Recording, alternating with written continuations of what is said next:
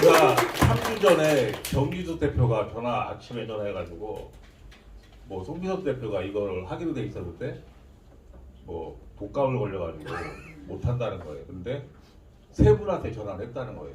근데 다 거절하더래요. 근데 그 순간 내가 거절을 못 하겠더라고요. 그래서 하긴 했습니다. 근데 해봤더니 이게 또 기버더라고. 네, 결과적으로 이 기버 뜻이 보니까 뭐 베풀다, 이런 주는 자 그런 뜻이더라고요. 저는 기버가 뭔지 몰랐어요. 근데 좋은 뜻이더라고요. 그럼 진행해보겠습니다. 발표 순서는 책을 읽어봤더니 이게 세일즈 얘기 같은데 세일즈는 아니더라고요.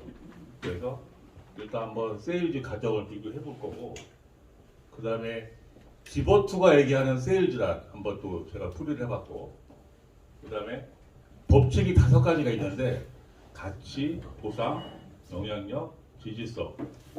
수용의 법칙은 제가 일부러 뺐습니다. 너무 애매하고 그냥 단순해서 그냥 뺐고요. 그리고 마지막에 제가 느낀 점 그렇게 발표할 수 있도록 하겠습니다. 일반적인 세일즈는 보통 이렇게 고객이 있으면 고객을 설명하고 제품을 설명하고, 그 다음에 거절을 어떻게 극복해서 이 손님을 설득해서 제품을 팔 건가, 이런 식으로 계약이 체결되는 세일즈 과정을 지켜가는데, 기버2 세일은 그런 게 아니라는 거더라고요. 일단은 상대방한테 가치를 창조하고 그 사람한테 변화를 일으켜서 네트워크 구축하고 진실한 모습 대해서 마지막으로 열린 마음 유지하면은 진정한 기버2 세일즈가 된다는 그런 설명을 하고 있었습니다. 제가 생각하는 기버2 세일즈란 무엇인가 했는데 이게 보니까 알파 이론이더라고요. 그래서 항상 내가 아니고 상대방이 있어야 되고, 그 다음에 관계를 구축하는 행위, 그 다음에 사람을 이해하는 가정이다, 그리고 베푸는 행위다. 그러면 이득을 안겨주는 일이다. 그래서 그 상대방한테 진정으로 감동을 줘야만이 진정한 세일즈가 된다는 그런 뜻으로 저는 해석을 했습니다. 그 다음에 이제 가치의 법칙입니다. 가치의 법칙은 제가 이렇게 쭉 읽어봤을 때 사랑하는 마음이 있어야만이 이 가치의 법칙을 이해할 수 있겠다 생각을 했습니다. 왜냐하면 사랑하는 마음은 뭔가 베풀고 무조건 시해하는 마음이 있어야만이 이런 마음이 들거든요. 그래서 가치의 법칙은 상품을 팔지 말고 가치를 창조하라는 그런 얘기가 있고요. 그 다음에 상대방에게 가치를 창조하는 요소에서는 탁월함, 일관성, 배려, 공감, 감사가 있는데, 여기 탁월함에 있어서는 예를 들면 옷차림이라든지 뭔가 할 때 차별성을 둬야만이 그분한테 가치를 줄 수 있다는 겁니다. 네, 그런 뜻으로 저는 해석했고요. 일관성 같은 경우는 책 내용에도 보면 식당 얘기를 하는데, 식당 맛이 일관성의 맛이 있어야만이 그 식당에 어떤 가치가 있다는 겁니다. 네, 그런 변화 없는 요소가 있어야만이 창조할 수 있다. 뭐 배려, 공감, 감사는 그냥 뭐 흔한 말로 넘어가겠습니다.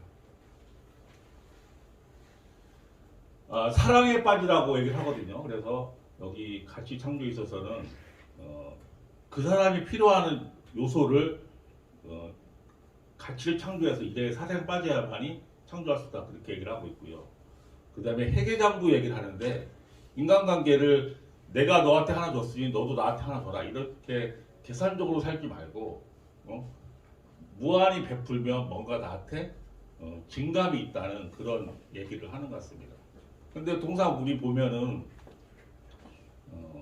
내가 너한테 뭔가 해줬으니까 너도 나한테 해줘야 된다, 그런 심리가 많거든요. 근데 이렇게 하기 쉽지 않은데, 이 책에서는 증감의 요소가 있으니까 뭔가 많이 베풀어라는 그런 내용을 강조하는 것 같습니다. 그리고 여기 보시면은 그렇게 하다 보면 세일즈가 성사되고 돈도 따라온다. 그래서 우리는 돈에 많이 쫓아가는데 돈에 쫓아가지 말고 뭔가 정성을 들이면 뭔가 올 것이다, 그런 믿음을 갖고 하라는 것 같습니다. 여기에 사례를 잠깐 소개하겠습니다. 제임스라는 사람이 솔트레크 회사부터 제안서를 받았는데, 이 사람이 갑자기 고민을 하더니 거절을 합니다. 왜 거절을 했냐면 자기는 준비가 안 돼 있다는 거죠. 그래서 다른 회사를 소개를 합니다. 그러면서 솔트레크한테 도움을 주는 그런 가치 창조를 시키죠. 그러면서 더 좋아졌다는 그런 일화를 소개하고 있습니다. 근데 솔직히 우리도 이런 제안서 봤을 때 분명히 돈이 된다고 생각할 건데 이거를 거절하기 쉽지 않은데 이렇게 한다는 게 쉽지 않은 거거든요. 그래서 한 단계를 뛰어넘어라. 그러면 분명히 가치가 창조한다는 그런 일화를 소개하고 있습니다. 보상의 법칙은 어떤 내용이냐면 우리가 아무리 일을 잘해도 돈이 따라온다는 게 아닙니다. 아무리 내가 착하게 살고 뭐 근면하게 일을 하더라도 돈이 되는 게 아니라는 거죠. 돈 되는 법칙은 다른 게 아니라 어떤 사람한테 긍정적인 변화를 줘야 되고 그 다음에 많은 사람과 접촉해서 어떤 입소문이 나야만이 나한테 돈이 된다는 그런 얘기 같더라고요. 그래서 여기 긍정적인 변화 잘 새겨보시고요. 여기 라포로가 있는데 라포로는 다른 게 아니고 어떤 공감대 형성이거든요. 그래서 여기 책에도 얘기했지만은 그 어떤 공항에서 잠깐 어떤 어려움이 있었는데 그 직원이 한국계 사람이었나 보다. 근데 한국말을 했더니 그 일이 잘 해결됐다는 그런 라포로 형성. 그래서 어떤 우리 취미라든지 어떤 뭐 학연, 기력 이런 걸 통하면은 어떤 공감대 형성이 돼서 일이 잘 풀릴 수 있다는 그런 얘기를 하고 있습니다. 그리고 뭐 농장에서 뭐 그 얘기도 하는데 거기서는 예판원이 뭘 팔러 하는데 무조건 거절했는데 뭐 돼지를 긁어줬더니 바로 또 이렇게 사주었다는 그런 얘기를 하거든요. 그래서 아무것도 아니지만 이런 라포를 형성해서 세일즈를 잘 할 수 있다. 그런 얘기를 하고 있습니다. 이거는 좀 난해한 얘기인데 어떤 그 사람한테 호기심이 있어야만이 어떤 그분한테 관심을 집중할 수 있고 흥미를 유발해서 진실한 대화가 가능하다는 그런 얘기를 하고 있습니다. 자, 영향력의 법칙은 평판 얘기를 많이 하는데요. 그래서 평판은 한 번 잃으면 다시 시작합니다. 이게 평판이 나 자신을 평가하는 거거든요. 그래서 이게 평판이 한번 저 사람은 어떤 사람이다라는 인식이 쌓이면 그게 쭉 가기 때문에 이게 어려운 거라는 거죠. 그래서 평상시 활동을 잘 해야 되고 인격 사고도 잘 해야 되겠지만 이런 게 중요하다고 얘기하고 있습니다. 그래서 여기 잠깐 인용하는데 저 사람이 내게 뭘 해줬지 생각하지 말고 내가 저 사람에게 뭘 해줬지를 생각하라는 겁니다. 그리고 고객이 당신을 찾아온다 얘기하는데 여기 핵심은 바람직한 고객은 우리 능력에 이끌려 다가온다는 겁니다. 그래서 그 영향력은 당신을 찾아올 것이며 조지라드의 250법칙 아시죠? 이거는 뭐냐면 개인적으로 애경사가 있으면 보통 250명 정도 손님이 오는데 그 사람한테 영향을 줄 수 있다는 겁니다. 그러니까 그 한 사람을 놓치면 250명을 놓친다는 그런 얘기거든요. 그러니까 그 한 사람한테 최선을 다하고 충실해야 한다. 그런 이론 같습니다. 1m의 법칙을 얘기하는데 이거는 이 가까운 사람한테 최선을 다하고 너무 상업적으로 대하지 말라는 그런 것 같습니다. 우리 독서 모임도 우리 2m 안에 들어왔지만 이분들한테 어떤 상업적으로 하지 말고 계속 이렇게 하라는 것 같습니다. 그리고 절대 세일즈 피치는 하지 말. 이거는 이제 강구하지 말라는 거거든요. 절대 금물이거든요. 그리고 당당히 어깨를 펴라는 얘기를 하는데 이거는 너무 우리가 공색하기 어렵고 이렇게 있을 때 그 세일즈를 하게 되면 그게 다 표가 난다는 겁니다. 그래서 좀 당당하게 없어도 있는 것처럼 이렇게 해야만이 그 진실성이 비춰질 수 있다고 지금 설명하는 것 같습니다. 경쟁자를 칭찬하라고 했는데 여기는 보면 인격도 얘기하고 어떤 자신감도 얘기를 하는데 여기 그 차량 방문 후기 일화를 얘기를 하거든요. 뭐 BMW, 렉서스, 벤츠 여기 그 차를 사려고 방문했는데 BMW는 고객 이름도 잘 몰라서 그렇게 대하고, 넥서스를 갔더니 다 차량은 다 훌륭한 차량인데 넥서스도 괜찮습니다 이렇게 설명하고, 벤츠를 갔더니 다 비방하더라고 합니다. 뭐 넥서스도 일제 차량이고 뭐 차량이 후지고 이런 식으로 얘기를 하니까 결국은 이 고객이 넥서스 차량을 구입했다는 그런 일화를 소개하거든요.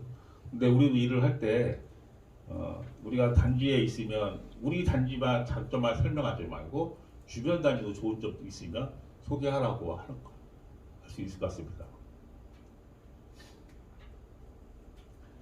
진실성의 법칙은 뭐 말 그대로 진실하게 대하면 된다는 그런 얘기 같고요. 그 다음에 진실은 외부에 있는 게 아니고 내 내면에 있다 그렇게 얘기하는 것 같고, 그 다음에 언행일치 얘기를 좀 하는 것 같습니다. 말한 대로 행동하고 행동한 대로 말하고. 여기 간디의 사탕이라를 잠깐 소개하면 어떤 부인이 아들을 데리고 간디를 만나러 왔답니다. 근데 그 아들이 사탕을 잘 물고 있어서 어떻게 하면 사탕을 안 먹을까요? 물어봤더니 간디가 30일 뒤에 오라고 얘기를 했습니다. 30일 뒤에 갔더니 사탕 먹지 말라고 얘기를 하니까 아들이 사탕을 안 먹더랍니다. 그 부인이 왜 그 30일 전에는 그렇게 얘기를 안 했냐고 했더니 간디가 그때 자기가 사탕을 먹고 있어서 그렇게 얘기를 했답니다. 그래서 어떤 진실함이 있어야만이 어떤 신뢰가 갈 수 있다는 그런 일화를 소개하는 것 같습니다.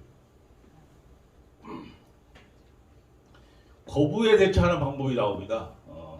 여기에서는 그 빙판길에 있어서 차가 미끄러질 때 미끄러지는 방향으로 핸들을 돌려라는 얘기를 하는데, 통상 우리가 차를 운전해 보면 차가 이렇게 미끄러지면 통상 막 오른쪽으로 돌리거든요. 그렇게 하지 말라는 거니까. 고객이 거절하고 막 뭐 하면 같이 동조는 하지 말되 그래도 존중해주라는 얘기 같습니다. 그래야만이 그 사람이 어느 정도 따라올 수 있다. 저는 그렇게 이해를 했습니다. 그리고 예를 들면 뭐기 구충회사가 나오는데 여기 일화를 소개하면 이 사람이 라디오 광고 영업하러 갔는데 바로 이 사람 그 구충회사에서 거절을 하더랍니다. 근데 이 사람이 방법을 바꾼 게 뭐냐면 구충회사의 어떤 그 어떻게 회사를 읽어왔는지 물어봤답니다. 그러니까 그분이 쭉 설명하면서 광고 영업을 했다는 여기 일화를 소개하거든요. 그러니까 이런 식으로 하면은 거절을 극복할 수 있다는 그런 일화를 소개하고 있는 것 같습니다. 자, 이렇게 제가 진실성 법칙까지 다 얘기를 했고요. 느낀 점은 결국은 베풀고 이렇게 배려해서 세일을 완성하라는 그런 얘기 같고요. 그 다음에 이 책은 어떤 그 세일즈의 어떤 기본적인 그런 기술을 알려주는 책이 아닌 것 같고, 인간관계 다리를 위한 지침서 같고요. 또 이 책은 노비스트를 위한 책 같다 생각을 했습니다. 왜냐면 검사들이 있지 않습니까? 검사들. 검사들 보면은 검사들 많이 키우거든요. 왜 검사들은 제가 이렇게 겪어봤는데 말단부터 그 사람을 키웁니다. 그래서 그 사람이 검사장 될 때까지 뭐 높은 자리에 올 때까지 계속 그 사람을 투자를 합니다. 보면 뭘 바라는 게 아니죠. 근데 결국은 그 사람이 높은 자리에 올라갔을 때 뭔가 써먹더라고요. 또 그런 게 있고 제 친구가 한정 관련 일을 하는데 그 친구도 한 직원을 찍어가지고 계속 키운답니다. 한 몇십 년을, 거의 뭐 10년, 20년을. 그러면서 그 친구가 본부장이 되거나 높은 자리에 가면은 결국은 혜택을 보더라고요. 그래서 제 친구 아들이 그 이번에 한전 그 직원으로 들어가는데 그런 식으로 노비스트를 교육을 시키더라고요. 그래서 그 책을 위한 책 같다는 생각을 했습니다. 그리고 어떤 인간 댐댐이가 되지 않으면 이런 기버투가 쉽지 않겠다는 생각을 했고요. 그리고 이거는 단시일날에 이렇게 승부걸 쓰는 게 아니고 그냥 길게 장기적으로 가야만이 우리가 원하는 기버투가 될 수 있겠다 생각했습니다. 그래서 이런 식으로 우리가 영업을 하게 되면 굶어 죽겠다는 생각을 했고요. 그래서 좀 병행을 해야 될 것 같습니다. 병행을. 그래서 단기간에 뭐 우리는 계약을 해야 되니까 그런 고객들은 어떻게 하든 얘기를 해서 뭐 계약 체결하는 게 우선인 것 같고, 근데 진정한 고객, 우리가 오래 갈 수 있는 고객들은 이런 방법으로 하는 것도 좋은 생각이라는 생각이 들었습니다. 자, 이상으로 원포인트 마치겠습니다.